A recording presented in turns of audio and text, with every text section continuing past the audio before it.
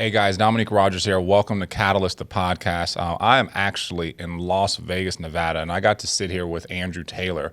And if there's one person in this business I've known, probably just as long as Sean Mike, 11 years, I've known Andrew Taylor like 10 years in like 364 days.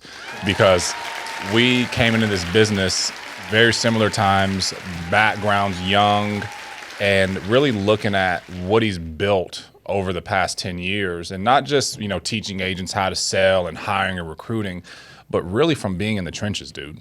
And that's what I respected the most is, I always liked you, but when I saw you out there working when necessarily at 25, 26, no kids, you didn't really have to. Does that make sense? And one thing I learned a lot from Andrew is he never said it, but he never did things because he could do them. Because there's a lot of things he could do. I remember you were driving that Jaguar. Dude, he could have bought 10 Jaguars. You know what I mean? Don't buy a Jaguar unless you want to break down. But just seeing the you never said do you never were the guy who said do this and I'm not willing to do it. He's never been above things. So I want to get into this Catalyst, the podcast. I truly believe the catalyst of our business is taking leads and turning them into premium and helping out families. And you've never lost sight of that. The bigger your team has gotten, it's never been, okay, we just recruit now. By the way, we sell life insurance. He's like, no, we sell life insurance. And we do it at a very high level, and anybody can do it. So I want to take some time, dude, and just kind of back it up. I don't know when's the last time you talked about sales, but really the stories. I remember getting pictures and videos from you from being in homes. And I'd be like, dude, he's just him. Like, just know, like, yeah, not like trying to be this or that, just like, yeah, this is the appointments and this is how it went and this is how I overcame that. And also, these are the things that I didn't do in the past that didn't allow me to have the success. Because I remember you said one time, and I'll turn it over to you after, but it floored me when you said my close ratio was like 30%. And I was like, what? Because I came from like working with Sean Mike to where it's like, dude, you close 99.9% of the people you sit with. But then also 99.8% falls off the books. Do you know what I mean? So like we really had to, it was like, oh, okay, so there is a way not to close, but there also is a way to close but not feel like, or not close. But he didn't look like he was about to kill himself closing 30%. He was smiling. He was happy, right? And he was putting 10 grand a week into his bank account. I'm like, God, if I can just close 30% and be that happy, I'm in, dude. And I think where we're going with the company, dude, is a lot of people realizing that you don't have to be this sales machine or guru to issue pay $400,000+, dude. So I appreciate you having me, man. So kind of walk us through that process of that thought process of why that closer's mentality was never really your thing. Well, the first thing I want to say is it's easy to compare yourself to other people and it messes you up. Because my example of this is somebody could come from experience in sales and be better at me initially and have a higher close ratio. And if I focus on what they're doing, what does that do for me? It takes you completely off of your game. It takes me off my game. Yeah. So something that I had to learn, because an example, dude, is Paul McLean. He is a really good friend of mine. We talked all the time. And his close ratio was like 70-80%. And mine was like 30-40%. 25 at one point. And what would happen is I would compare myself to his numbers and then get frustrated, and it would affect my performance. And then I started to realize, dude, I just need to compete with myself. Like, just worry about what I'm doing. And the number, if you run enough appointments, it's going to make up for, you're going to make money. So I made this thing where I'm like, okay, I'm going to be happy for everybody that's doing really good, but I'm just going to get better than I was yesterday every day. And, dude, it was very peaceful and made this a lot funner for me when it came to going out and helping families. The other thing is, I started doing this thing that I called firing your representative in appointments. And your representative is the fake you that you portray to be to customers to impress them. I would kind of think about it as like a first date. Like, think about the person, let's say two people are dating. Think about the person on the first date compared to like the 200th date and married for 5 years, you know? So what I learned is people love the real you. They don't want your representative. They don't, Like, dude, I'd go into appointments and act like I had been in the business for 20 years. I was 18. Like, dude, they know you haven't been in the business for 20 years. They would rather you say, I'm not sure, but I'll call my manager and ask. They would rather you be completely real. Like, dude, I would be scared to tell people that I was commission only. I'd try to like beat around the bush like I wasn't. And when I did this thing, fire representative, just be you, I'd be like, dude, I only make money if you buy something. I'm completely commission only. And you think that's bad, but it's actually way better. So being 100% honest, like, and dude, the more real I would be, the more business I would sell. So the activity and just being you is all you have to do. The activity and being you. I remember Sean told me early, he goes, just be you. I got a sign in my office that says be you. And that representative, I never heard it called that, but what I thought was an insurance agent was who I was bringing into people's homes. Yes. And Sean was like, why are you talking like that? I called him in the house one time. I was like, hey, Sean, this is Dominique here. I'm sitting down here with Tom and Mary. And he goes, am I on speakerphone? I go, nope. He goes, okay, why are you talking like that? I go, I don't know what you. He goes, dude, that's not how you talk. They know you're full of it right now, and I know you're full of it. Stop that. But I appreciate him telling me that and being real. And that just goes to, wanting to help people more than care what they think about you. And I think you do a lot of that in the home. Give us something. Can you walk us through? Because I think there may have been a time that you were not closing because you were afraid of what people were going to think about you. Bro, that's the key to everything is it not caring what people think about you. Yep. So, yeah, I was the nice person that would give them my business card and didn't want them to be uncomfortable because I cared what they thought about me. And I realized that I had a customer that wanted to think about it. I let them. I didn't push because I wanted to be nice. Mm-hmm. And they died. Their family called me and said, hey, was this put in place? I said no. And that day on, I was like, dude, I'm okay with them being uncomfortable because I'm going to help them. So in the home, I would tell them this story. I'm okay with you being uncomfortable because this is what's happened before. And my job is to help you get covered. And that's firing your representative too, yep. And realizing that like, they're not going to call you back. They're going to never probably get it done once you leave. You don't have insurance agents come over all the time. It's very rare. One time I met with a customer and they're giving me all this pushback, and I stick through it. I tell them, hey, look, this is what's happened in the past. My job is to help protect you.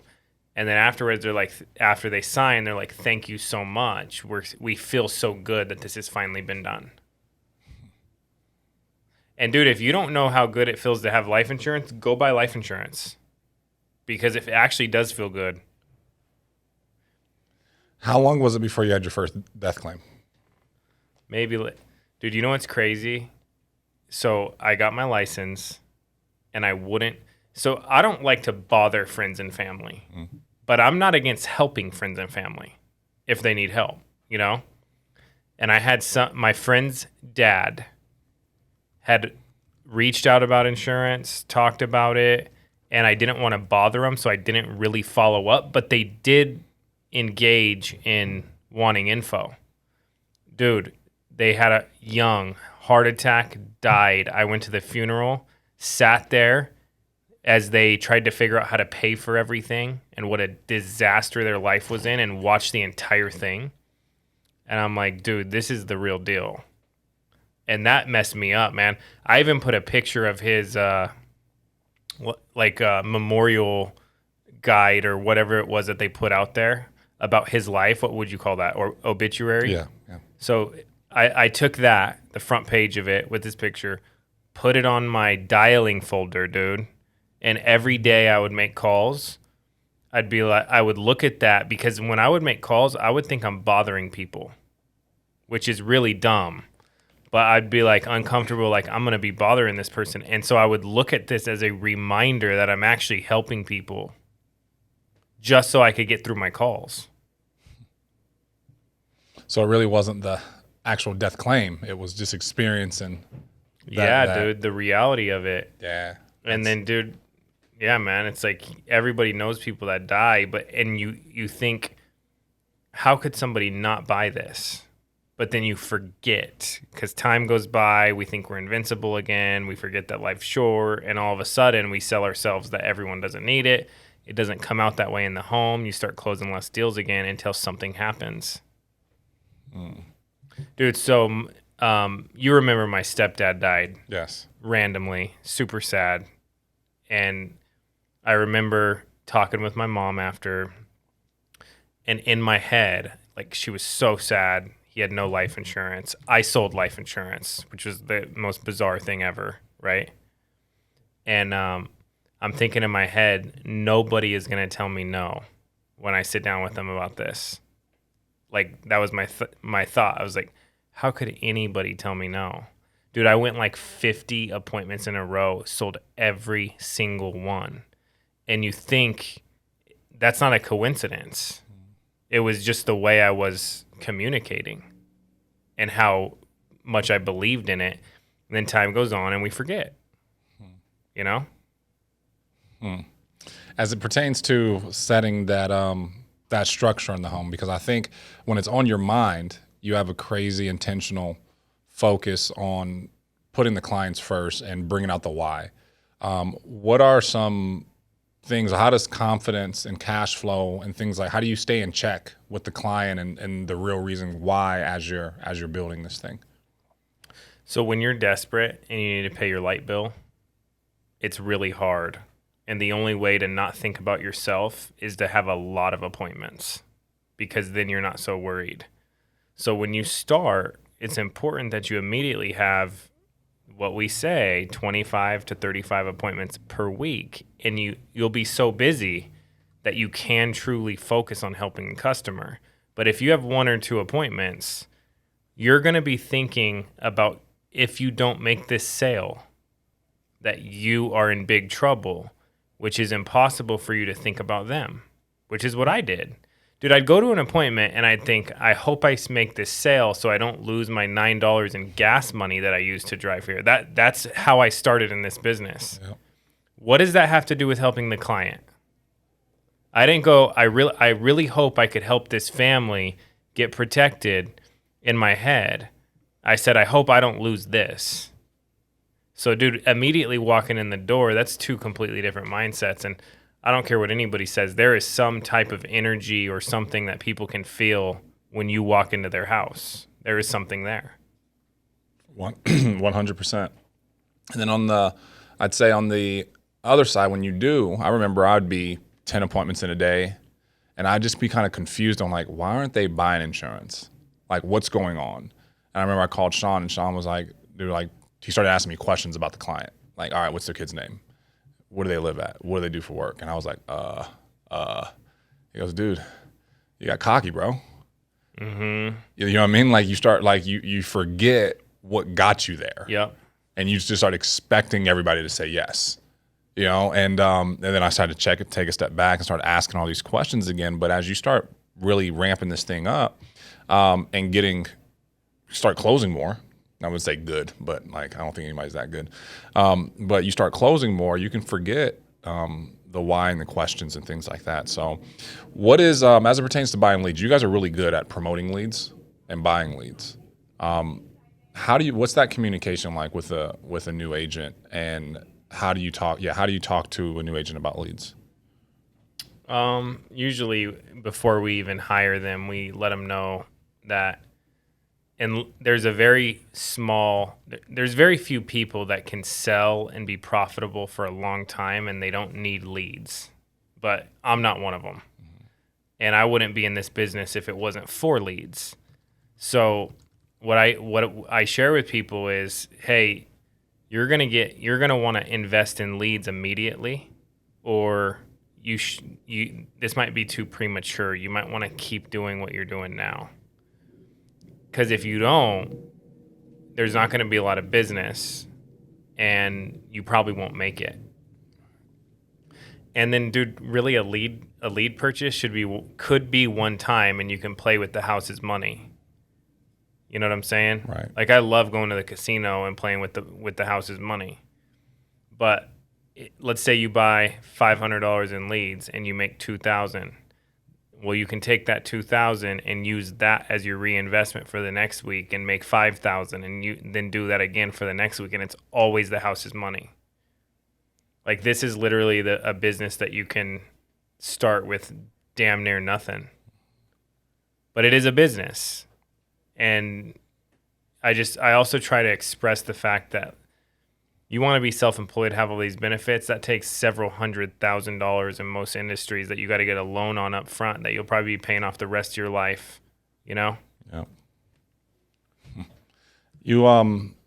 You mentioned, and I thank you for being a big piece of this of internet leads at Family First Life.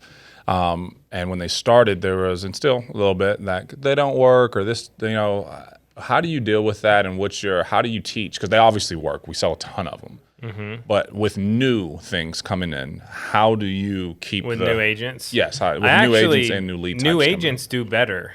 Okay. Because they don't know any different. Correct. So most of our volume with internet leads comes from new agents. It's the older agents or been around longer that have a problem with it because they're comparing it to everything else, and it's hard to change. So what I do, Dom, is I go, hey, because Family First Life issued like over $10 million off internet leads last month alone. $10 million in premium last month. That means that $10 million of commissions were paid out to agents from internet leads. And what I tell people is I go, hey, do you want to build a big agency? They go, yeah. Okay, well, we need these leads to do it because they can turn the dial up to 50, 60,000 leads a day coming in for us to hire more people and they can eat. But if you only want the lead type that no one can get, direct mail mortgage protection, you're not going to be able to build a big agency. So it's up to you, you know? But it's funny when people are telling their own team they don't work. I'm like, dude, how dumb is this person? They're telling their own team that they don't work so that they won't have leads to work. Right. And if you tell people that, like, dude, we share success stories all day long from people winning using those leads. What is the best lead mix, okay, for somebody coming in? I'm a new agent coming in. What would you recommend to them? My recommendation would be 75 to 100 leads each dial day. So if I could choose, I would say 75 brand new internet leads on Monday and 75 brand new internet leads on Thursday. Now, if that availability isn't there, then I would mix it in with some of the other lead types. And the answer, Dom, is if you're going to work, like really work, it doesn't matter. Last question, dude. A lot of folks starting their own businesses, maybe they're in their 20s, 25. What is your message to somebody either starting their first-time business owners? Here. Here. Or maybe they're just younger on that. And because the reason I'm asking this is because you're just turned 30, 31? 31. Yeah. 31, okay. Integrity partner. Beautiful family. Grown this thing like but I remember on the way to it, we would talk about like what it would look like. Now, do we know it would look like this? Absolutely not. But it wasn't like, dude, I have kids. I'm gonna do like, what would you say to somebody who's now going, man, like this is really what I want to do, and the sacrifice that they're gonna make and how beautiful it will look. And because, dude, I remember at 25 going, dude, like what it would look like here by the time we're 30, and just, you know what I mean? And like, and now it's here. If you can go back, what advice would you tell yourself, and what would you tell somebody today going? For sure. Yeah. Well, I could tell you this, dude. I underestimated how good it is to not worry about taking care of your kids, your family, not worry about money, go wherever you want, work from your phone, take care of your mom. Like, you know, I know that's a big thing you've always done, take care of your mom. That's why we got along so good. Dude, I underestimated how good that is. I'm glad I put the work in, but I underestimated actually and how fun it is to start other businesses and create jobs and do all this stuff that you can do. It's a freaking blast. But going back, dude, I let a lot of people outside of insurance influence me. And I didn't start to really do good until I cut that out.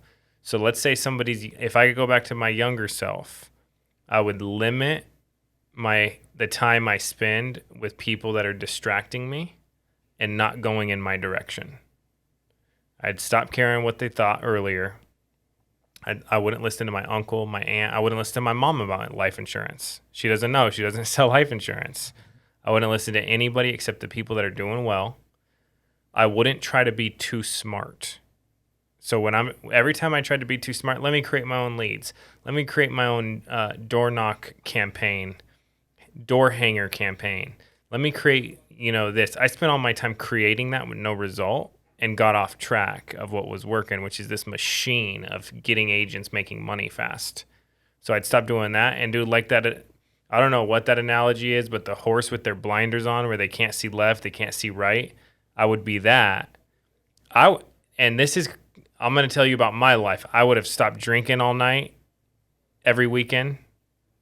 Thinking that was fun when all the work I put in that week, I'd go straight back to where I was mentally and probably financially because I'd spend all my money or waste all my money on stupid stuff. I would also, lastly, dude, this thing is as far as passive income. Family First Life is the best thing I've ever seen when it comes to passive income. So an example something that I learned is if you buy real estate, you need a bunch of money to get the example I always use is you buy $100,000 house, you get $1,000 per month in income, which is like double what you'll probably really get. With Family First Life, you just find people that want to make money. It doesn't cost you $100,000. You're going to make an average of $1,000 per month in overrides if they're below average producer. So how many times can I do that? And I've always been intrigued by real estate. So I go, how many units can you have in real estate? How many doors do you have? That's what people say in real estate. How many doors do you have? They go, I have 1,000 doors. Well, dude, you get 1,000 agents. What's 1,000 times 1,000? What is that? I don't even know. It's a lot. It's 100,000, right? I think it's more. A million. A million. That's 10 million. A million. Or no, I don't know. It's a lot. Drew, can you do it on your phone real quick? 1,000 times 1,000?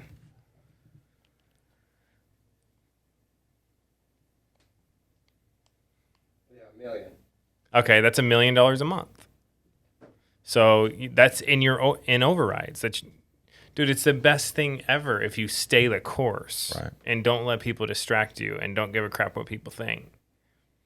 And it's a freaking blast, dude. Dude, it's been a blast with you. I'm excited for 2021. I know we just wrapped up the first quarter. Some big things happening, and the company is growing like a weed, dude. And I'm excited to be a part of it, dude. So thank you a lot. And that is the catalyst with Golden State. Later, you guys.